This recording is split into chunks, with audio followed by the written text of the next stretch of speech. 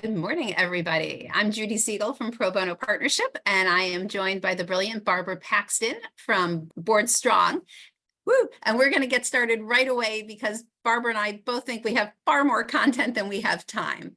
So I want to start off with a quick thanks to Ken and Kellyanne and the rest of the team at Cerini Associates for convening this great conference. And thanks to each of you for taking time out of your very busy days to come to this conference and learn alongside us. Oh, and also just going to give an apology in advance. I have a seeing eye dog puppy who's sitting behind me, who you may hear at some point. She is not fascinated with this topic. Also, as the lawyer in the room, I feel compelled to give the disclaimer that nothing we say should be construed as legal advice. It's merely general information. But to that point, Barbara and I hope that you both put questions in the chat box. We're going to try to get to them today. If we don't, we'll certainly reach back out to you afterwards. We want to be a resource for you. PBP closes tomorrow for a week, and I'm actually off tomorrow, so don't be discouraged if I don't get back to you until the week of the 8th. A little bit about Pro Bono Partnership. We're a nonprofit. We provide free legal services to nonprofits in New York, New Jersey, and Connecticut, not in the 5 boroughs. That would be Lawyers Alliance, our colleagues. Basically, we have a twofold mission to support nonprofits and the communities in which they work, and as well as providing a mechanism for transactional lawyers to volunteer in their areas of expertise. I think we have a third prong that we don't actually officially say, and that's providing education and strengthening the sector through conferences like this, our learning center, workshops, webinars. Last year, I'm just going to whip through these. Last year, we served approximately 1,000 nonprofits, and we worked with more than 1,500 lawyers, everything from in-house legal departments to the heads of international law firms, all volunteering in their areas of expertise. We provided more than 37,000 hours of free legal services valued at about $24 million. So that's $24 million you could all put back into your missions and your programs and serving your communities. Here's a quick pictograph. Our marketing people love this. Basically, we represent everybody except religious organizations. And quite frankly, if you're a religious organization with a social service program, you can come see us also. And then finally, here are all the types of transactional work we do. We're not running through those, just keep the list in mind. And if you ever have one of these type issues come to mind, if you're a pro bono partnership client, you should definitely reach out to your PBP lawyer. Or if you're not a client, maybe think about becoming a client. But whatever it is, if you have one of these issues, please talk to a lawyer, preferably in advance. They will help you structure whatever it is you want to do to get you to the yes, but to keep you out of trouble.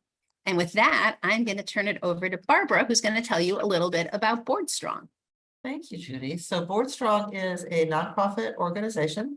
We've been around since the 1960s under a variety of different names that you may know about, like Volunteer Consulting Group.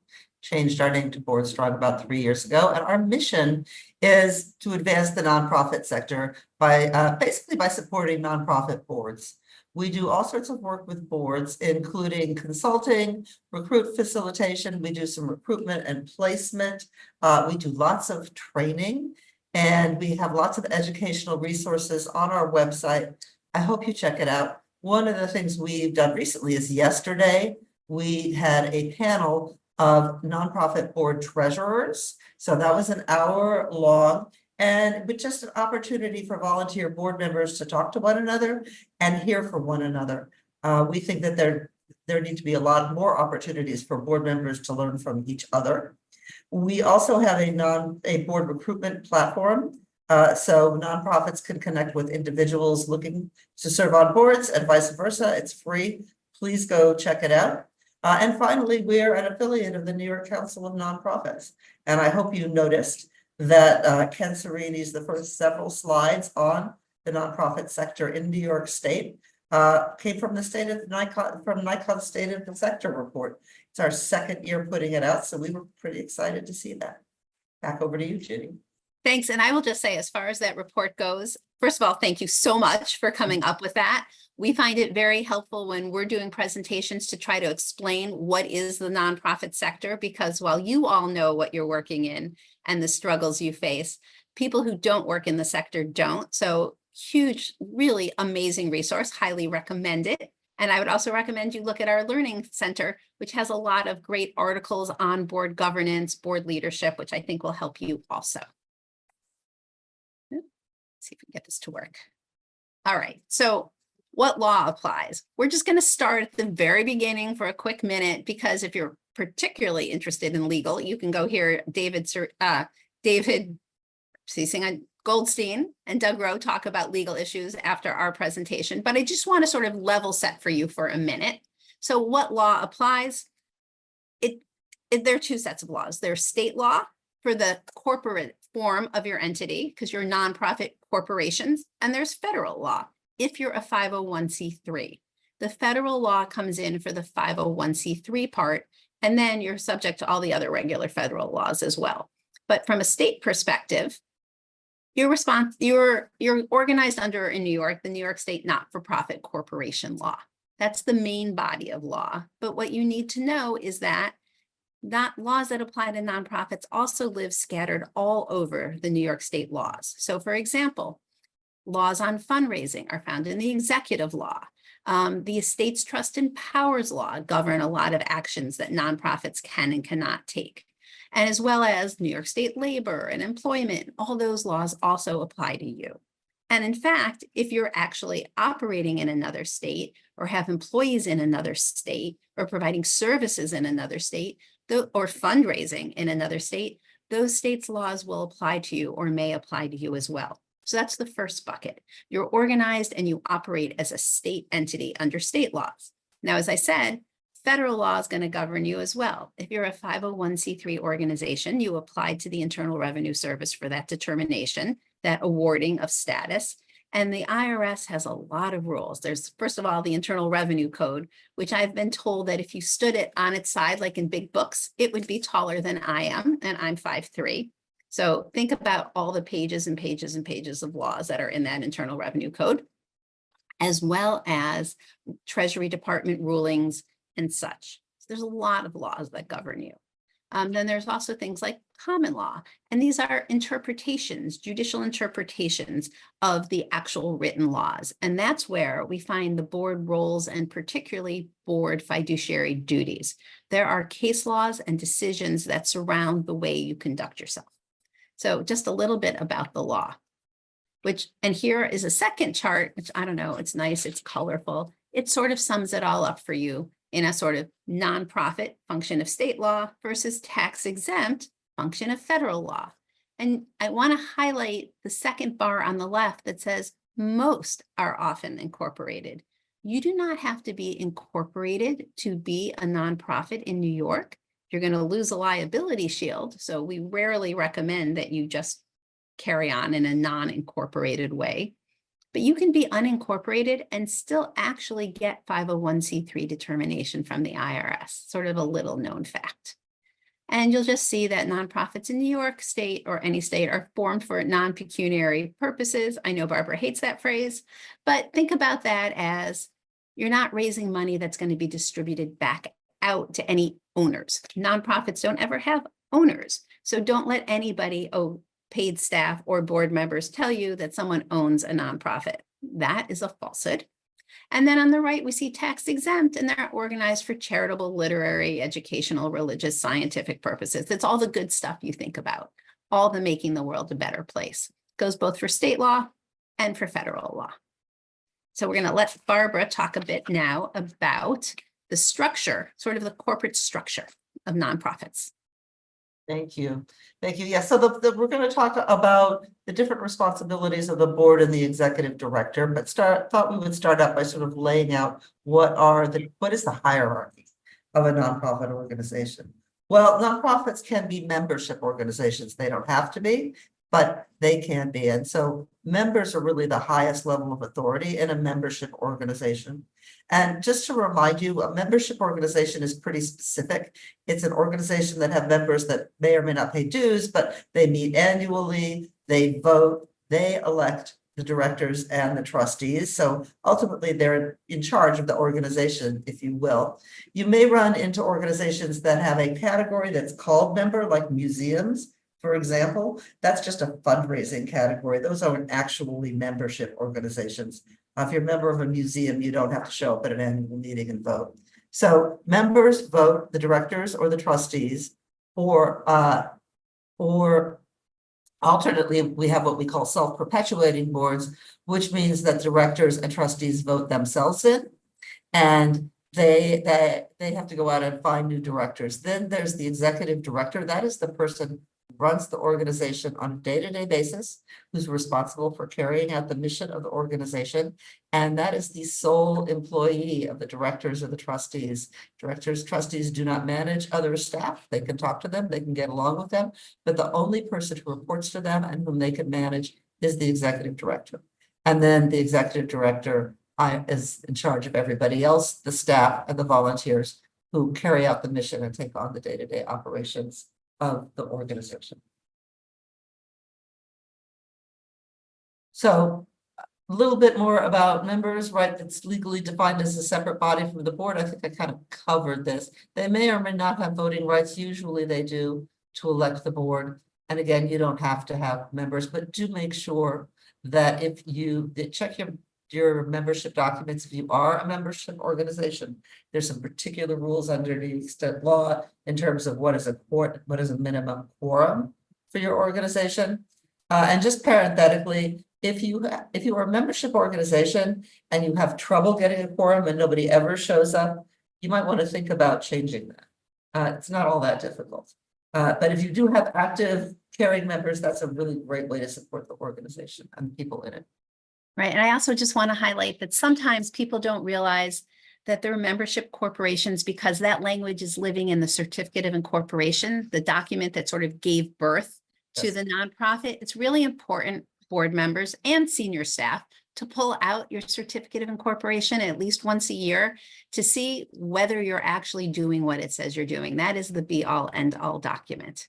And I just also wanted to add one other point, Barb, if it's okay, that in addition to electing the board of directors, if there's going to be a key governance position taken, let's say you're amending the certificate of incorporation, or you're going to be merging with another organization, or selling or encumbering a substantial asset, that has to be approved by the members if you are a membership corporation. So it's really important to understand what those documents are telling you and to make sure that you're following them. And if you don't have a certificate of incorporation, a copy of it, because you've been around for a million years, it's available from the Secretary of State. Yes, it is. And you can do it online, believe it or not, these days. Yes, exactly. Which we're thrilled about.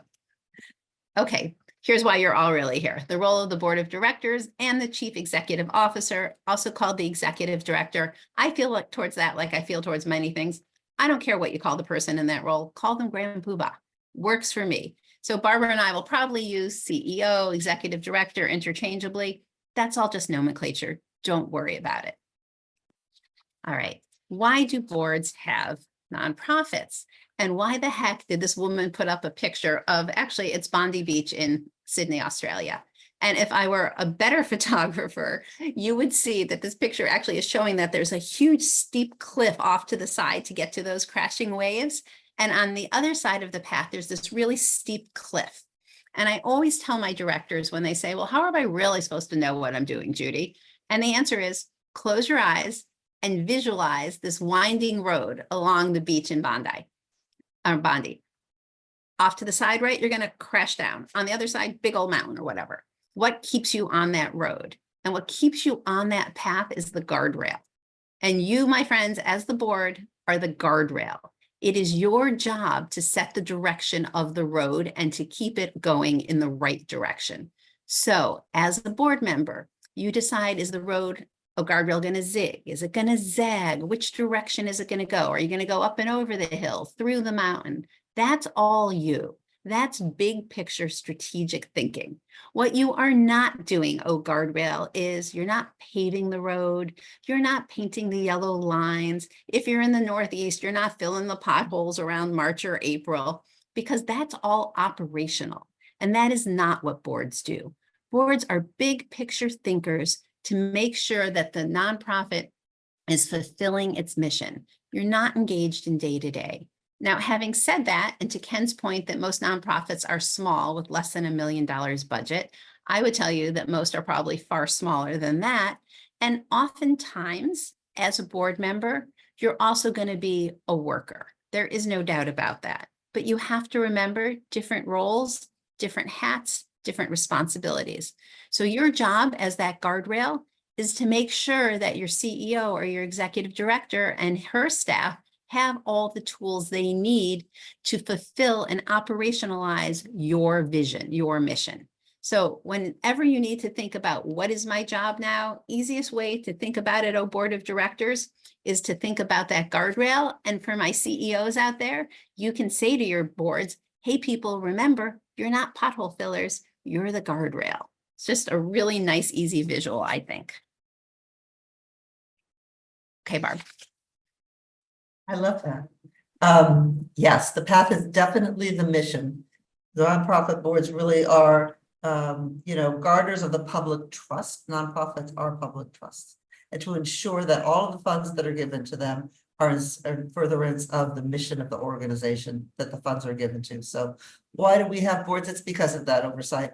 And just to mention that we try and pull together boards that have diverse perspectives, diverse people with diverse skills and experiences, because we understand that a diverse group of people make better decisions, more effective decisions, because they have more input. And especially for, as Judy mentioned, nonprofits are small, so they really need a variety of different perspectives and ideas and questioning in order to make the best decisions that they can, right? And what is that? Well, that's effective governance. That is, boards make decisions on behalf of the organization. Where are we going? How are we going to fulfill our mission? How are we getting there? Should we grow? Should we not? These are the kind of decisions that boards need to make with input from the staff. And we'll talk more about that. Boards are responsible for making sure that nonprofit organizations are in compliance with all of the laws that Judy mentioned.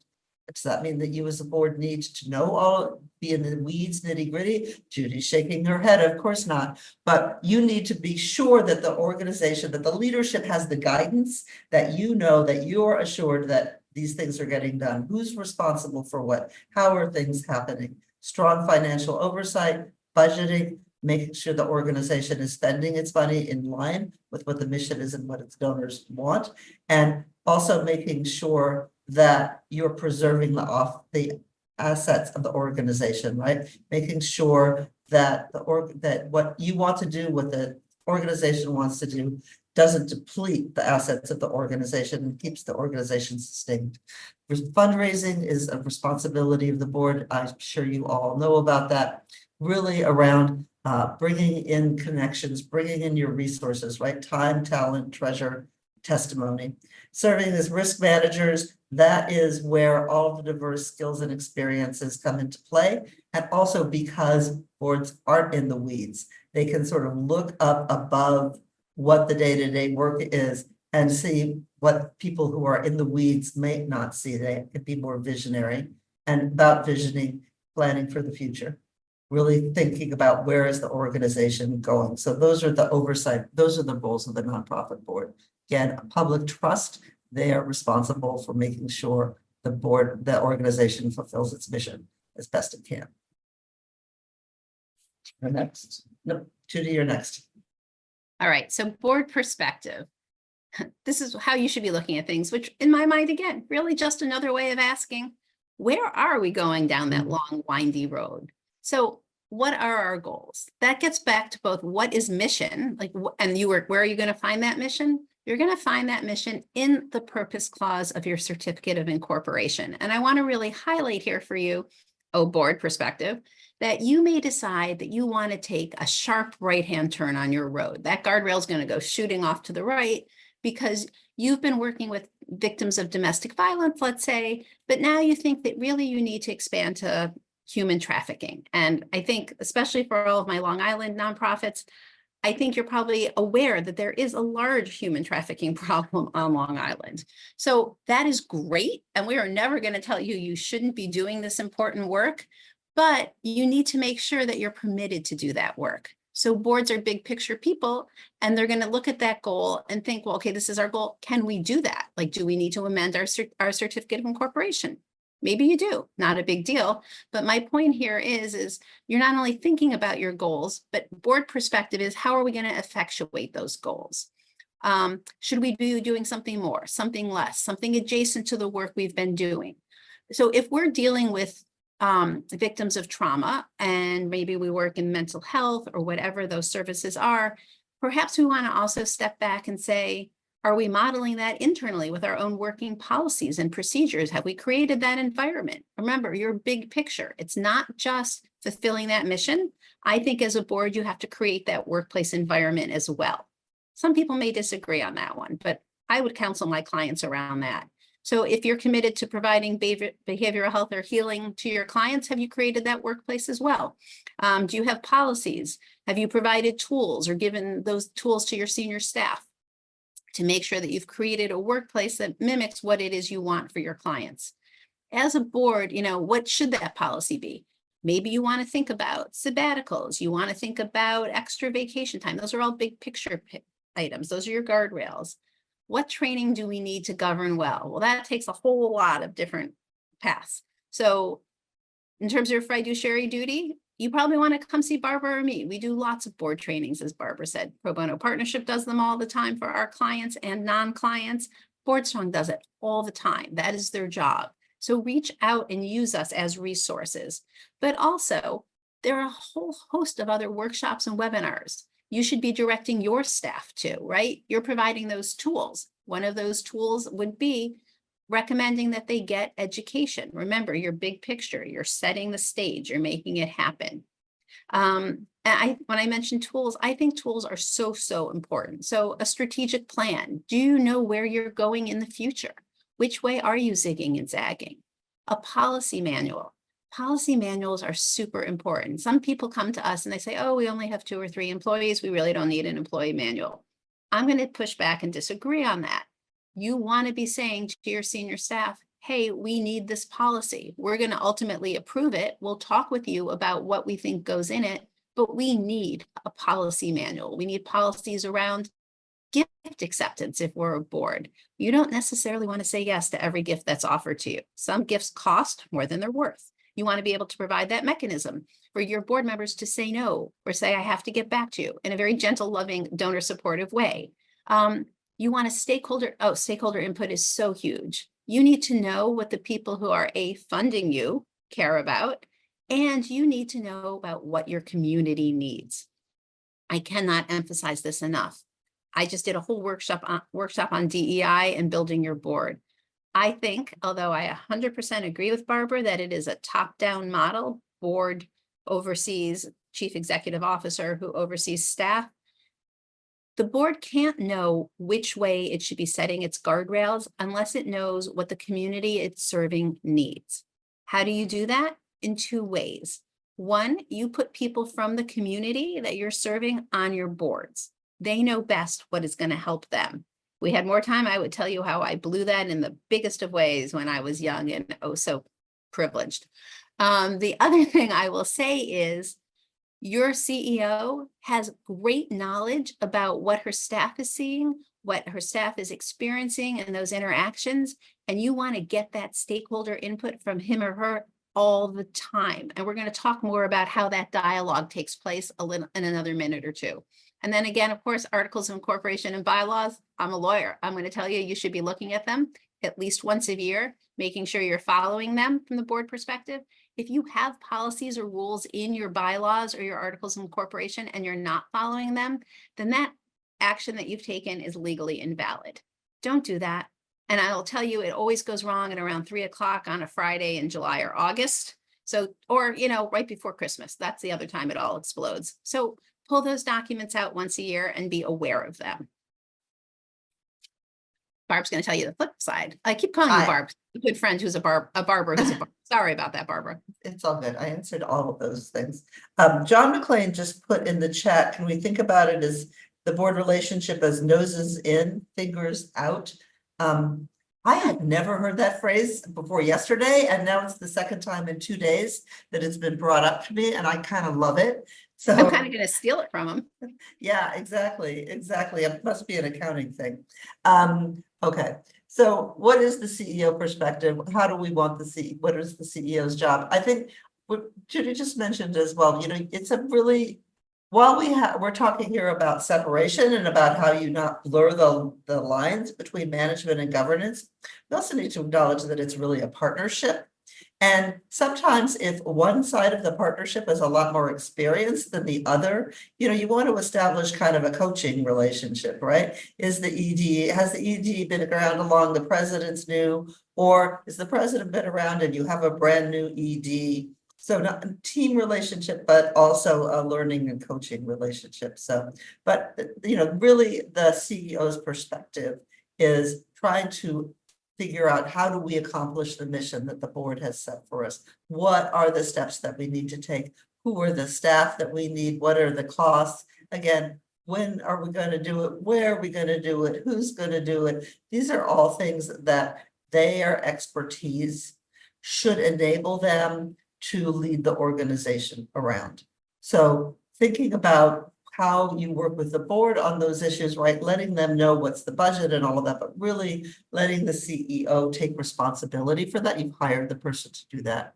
And back to the tools, right? Action plans. I think that for a CEO to be effective, especially in their relationship with the board, you need to set up plans so that the board feels secure in knowing not only what that you know what you're doing, but you know where you're going and how you're going to accomplish those things. You don't want them to feel like you're just making stuff up as you go along or figuring it out on a day-to-day or week-to-week basis. So again, action plans, procedural guidelines, regulations. Think about your organizational design. What staffing do you need now? What staffing will you need? And then really work to think about what reports can I give to the board so that they, will stay out of, we'll keep their noses in, but their hands off, right? That they have confidence. You want to give, as a CEO, you want to give your board the confidence that they know that your programs are excellent, that you're accomplishing your goals, and that you're planful about what you do. One of the tools that's not right there that comes to mind is a budget, right?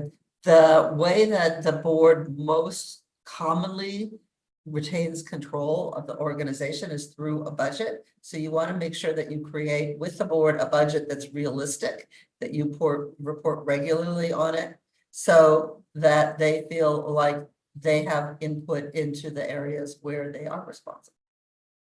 Judy, over to you.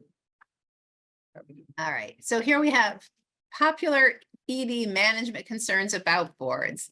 Look, I'm going to tell you that these concerns are not even anecdotal.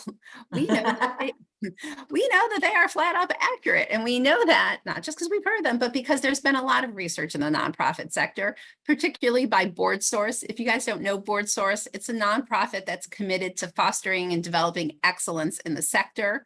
One of the things they did was a study, gosh, it's almost 3 years ago now, in 2021, called Leading with Intent, that looked at, among other things, how boards are structured and how that structure impacts their work and their efficacy. So, and here are some, sadly, not surprising, but disheartening statistics that came from it. And it showed that boards are disconnected from the communities and the people they serve. I mean, strikingly disconnected. About half of all chief executives said that they didn't have the right board members to establish trust with the communities they serve. They surveyed both boards and EDs. The EDs also said that only a third of their boards place a high priority on knowledge of the community being served, and even fewer, only 28%, placed a priority on membership within the community served. So you can see that you as EDs are having a lot of concerns about the makeup of your boards. Your boards aren't engaged enough, aren't prepared to do business. Well, yeah, that is a real problem. A lot of times people just come to the meetings and they haven't read the documents, which you have sent out at least a week in advance if you're really doing your job, which we'll talk about in a minute, that the meetings aren't run well and the committees don't work. We're going to talk about how to run a better meeting further down, and you can reach out to me about this later if you want. It's one of my big pet peeves. They don't understand the finances. That's probably true, but easily fixable. Tell my clients all the time, my boards. If you don't understand the finances, that's fine. Bring someone into one of the meetings. Ask your accountant, ask your sister who's an auditor, ask your next door neighbor who's a CFO. I don't care. Just get someone to come in and train on it. Worst comes to worst. Oh, sorry about the puppy. Worst comes to worst, go to Investopedia. It's a great online resource. It's sort of the Khan Academy for finances. Oh, boards are micromanagers. Yeah, we got to go back to that great quote, noses in, fingers out. They need to understand their guardrails. They're not filling those potholes. They won't make decisions. Oh, yeah, I'm sorry about that. I don't know how you solve like decision paralysis. That one, you just need to give your boards as much information as possible and ask them, what other information can I give you that will enable you to make this decision? You know, not my problem. I feel you on that one. Again, I think, and we'll talk about this in a minute, it comes down to relationship building. You need to have, as Barbara said, either a coach and mentee relationship, or I've heard it described as, you know, the relationship between the ED and the board chair is ride or die. You need to develop those relationships, and we'll talk about that in a minute.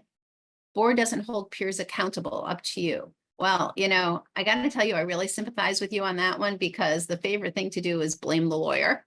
We are everybody's favorite scapegoat. Not my fault. The lawyer said we had to do it this way. You know what? Sometimes that's my job, and sometimes that is your job. But also sometimes it's fine to say to your board chair or maybe a committee chair, I need you to work with me on this. I need you to communicate this. This is a guardrail issue. It needs to come from you. Oh, going around the chain of command with staff? No. As Barbara said, you need to set some clear expectations, and it needs to be that the only person that the board speaks with is you. And we're going to talk about that also in a minute, about setting those expectations. Not evaluated consistently or in writing. Feel you on that one as well. We're going to talk about that in a minute, but I will tell you that I think that annual reviews are crucial, but before you even get to that, you need really good job descriptions that are accurate. And it should not be a once a year kind of thing. There should be regular check-ins or touchstones to make sure that everybody is aligned in what they think you should be doing and what you are doing. And then finally, number 12, you feel overworked, underappreciated, and undercompensated. You are undercompensated. We all are undercompensated. We work 10 times harder and we get paid 10 times less. I'm with you on that. Are you overworked? Heck yeah. Yes, certainly are. Are you underappreciated?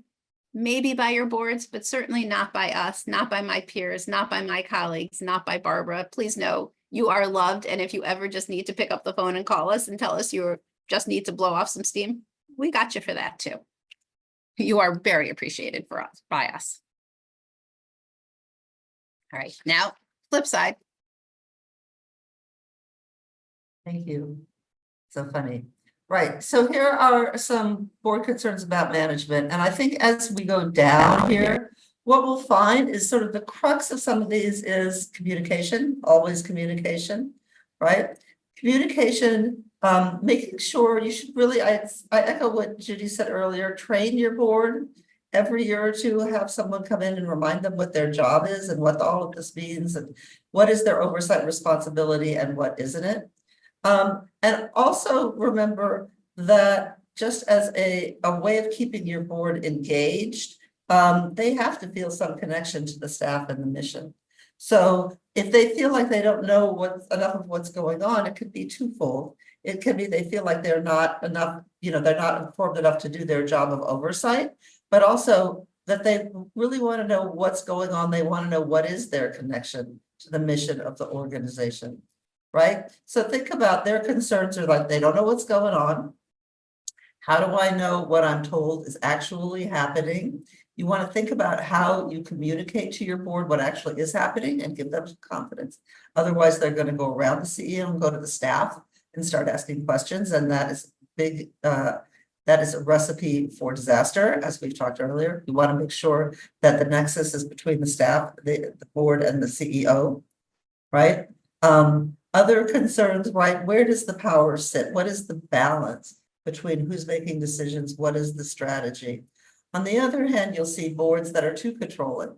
that they worry that they are worried that the CEO is too controlling, that they're not being given the chance to really participate in decisions, that they feel like they're kept at bay. And you want to make sure that you try and address that as well. Boards, staff, we're all worried about that we're not raising enough money or managing it well and correctly. So reporting in that concern, and that is really important, right? Understanding boards worry about, boards, while not responsible for the day-to-day personnel actions of the organization, are responsible for the culture. So they want to know that when people are happy, that the staff is happy or satisfied, decisions aren't being made capriciously, etc. Change, we're all afraid of change, of course. And then, if you're a longtime executive director, I think boards frequently get concerned that they really don't have a handle on what's going on, that the ED is just doing whatever he or she feels like and gets really defensive when questioned. And that's back to, again, what we were talking about, the sort of coaching team relationship. All right, so here's sort of your ideal, what we think about when we think about the difference of governance versus management and the relationship with the board of directors, and remembering where those guide rails are. So you can see that we have the board of directors up there, right? That's what we talked about before. It's policy, strategy, etc. CEO, again, the only employee of the board of directors. They're managing the staff, setting the operating policies, figuring out how to get things done. Then remember that there are areas of shared responsibilities. You want to be respectful of those and really think them through. What are those? Well, a couple of examples would be budgeting, right? Staff has a budget, they prepare it, but board of directors should have active input into it. What are we? Where is our money coming? When I do trainings for board of directors, I say the minimum thing they should know, whether they know anything much about finance at all, is where is our money coming from and how are we spending it? And they should have input on how that might change, or where the risks are, what the priorities are. Fundraising planning is another place. So being respectful of those areas of shared responsibility, but also understanding where there are not areas of shared responsibility, which would be the day-to-day management of the organization. Okay, we're going to blow right through this one because Barb and I are really running behind already. It's just a comparison about where it gets delegated. You're all bright people. You can read the difference here. So I'm just going to move through this one, Barb, to get us back on schedule. All right, this one's you. This one's me. This is from BoardSource. Speaking of BoardSource, which you mentioned earlier, I'm just going to, I think we can go through this pretty quickly. You'll be getting these slides. It's just a really good sort of little cheat sheet when you're thinking through, if you're a CEO or you're a board member, like where is the difference, right? Just that first one, what policy and planning, right? The board is about helping define the principles, ensuring that the organization has effective planning, monitoring the organization's programs and services, right? So it is not getting in the weeds. If the board wants to know, like, how do you know you're good? Right? How do we know our programs are effective? How do we know that our programs are responding to the biggest needs in the community? That is a responsibility of the board. So making sure that they know about it and that you as management know about it is really important. Sharing, again, strategic planning, right? And then again, like staff is the one who carries out the mission, provides administrative support, implements the strategic plan. Again, they monitor the quality and effectiveness of the program, so make sure the board gets the data that they need to do their job as well.